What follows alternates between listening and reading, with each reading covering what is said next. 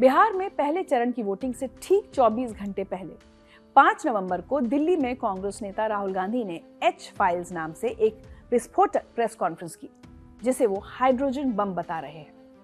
राहुल गांधी ने हरियाणा विधानसभा चुनाव में 25 लाख वोटों की चोरी का सनसनीखेज आरोप लगाया।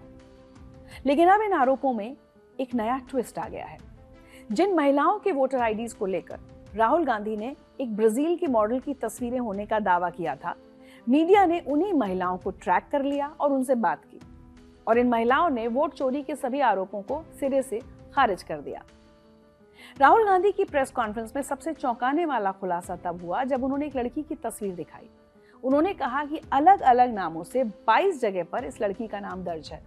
कहीं सीमा, कहीं स्वीटी, तो कहीं सरस्वती के नाम से 10 बूथों पर वोट डाला गया। राहुल गांधी ने दावा किया कि ये तस्वीर ब्राजील की एक मॉडल की है और सवाल उठाया कि ब्राजील की एक मॉडल का नाम हरियाणा की वोटर लिस्ट में कैसे आया। लेकिन मीडिया ने उन महिलाओं को ढूंढ निकाला जिनकी वोटर आईडी को लेकर ये सारे आरोप लगाए गए थे, और यहीं से कहानी में एक बड़ा मोड़ आता है। एक अखबार ने खास तौर पर पिंकी जोगिंदर कौशिक से बात की, जो उन महिलाओं में से एक हैं जिनके वोटर कार्ड में वो तस्वीर थी जिसे राहुल गांधी ब्राजील की मॉडल बता रहे थे। पिंकी ने साफ साफ कहा कि मैं खुद 2024 में वोट डालने गई थी, यहाँ कोई वोट चोरी नहीं हुई है। पिंकी ने बताया कि जब उन्होंने अपने वोटर कार्ड के लिए आवेदन किया था तो पहली बार फोटो गलत छप गई थी। उसमें उनके गांव की एक दूसरी महिला की तस्वीर आ गई थी। उन्होंने तुरंत वो कार्ड लौटा दिया था, लेकिन अभी तक सही कार्ड नहीं मिला है।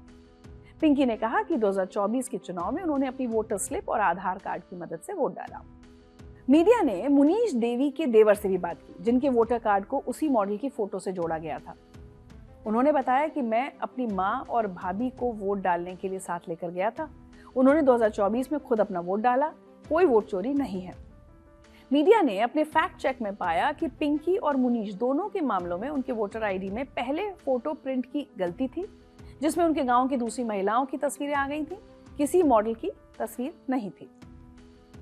अब सवाल उठता है कि राहुल जिस ब्राजीलियन मॉडल की फोटो दिखाकर वोट चोरी का दावा कर रहे थे, वो कहां से आई। इस प्रेस कॉन्फ्रेंस के बाद से लोग गूगल पर सर्च कर रहे हैं कि आखिर ये महिला है कौन।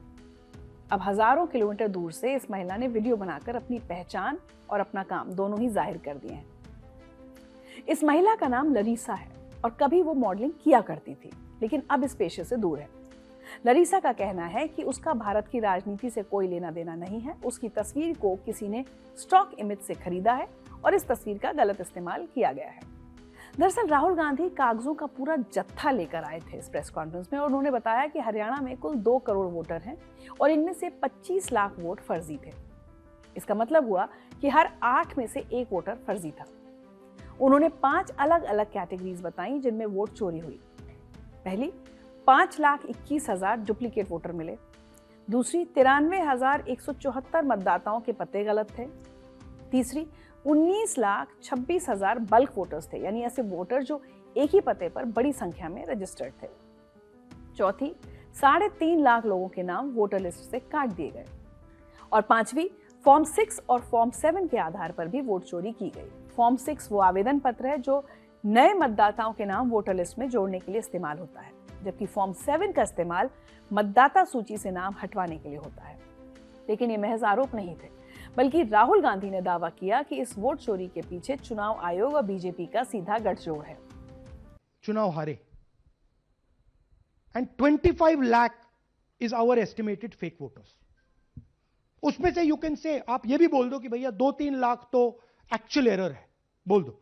ब्राजीलियन लड़की एरर नहीं हो सकती, 100 फोटो एक बूथ में एरर नहीं हो सकता, राइट। तो 20, 22, 23 लाख तो 100% फेक है।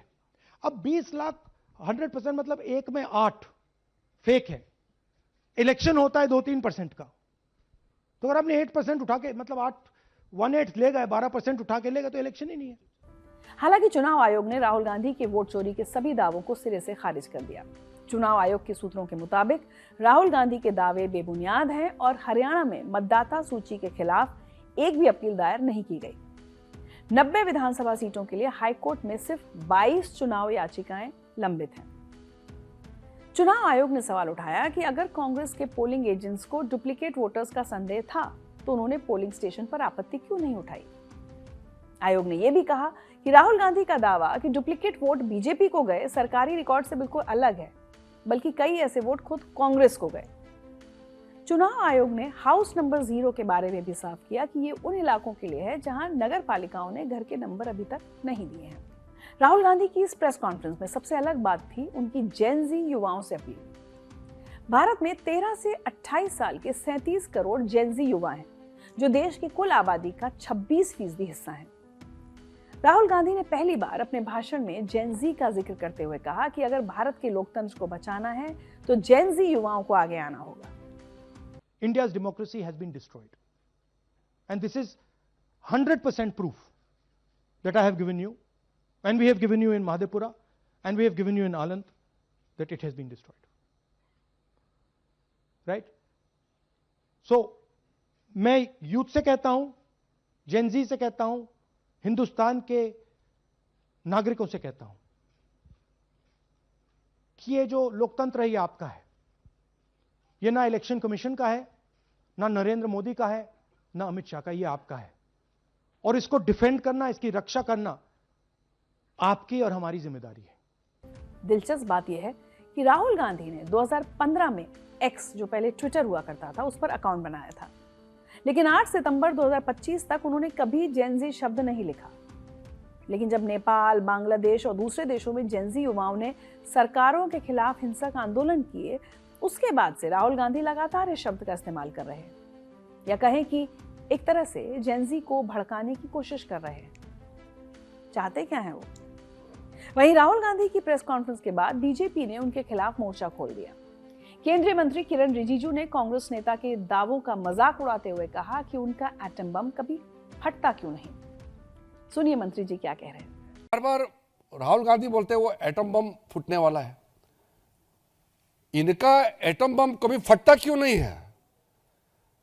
ये कोई विषय को लेकर के गंभीरता से आता नहीं, बोलते कि हाइड्रोजन बम फटेगा।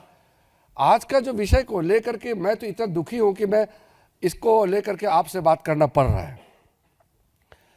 हरियाणा में चुनाव चल रहा था, उनके वरिष्ठ नेता कुमारी शैलजा ने उसी समय कहा कि हरियाणा में कांग्रेस जीत नहीं पाएंगे क्योंकि हरियाणा के कांग्रेस नेता ही हराना चाहते हैं।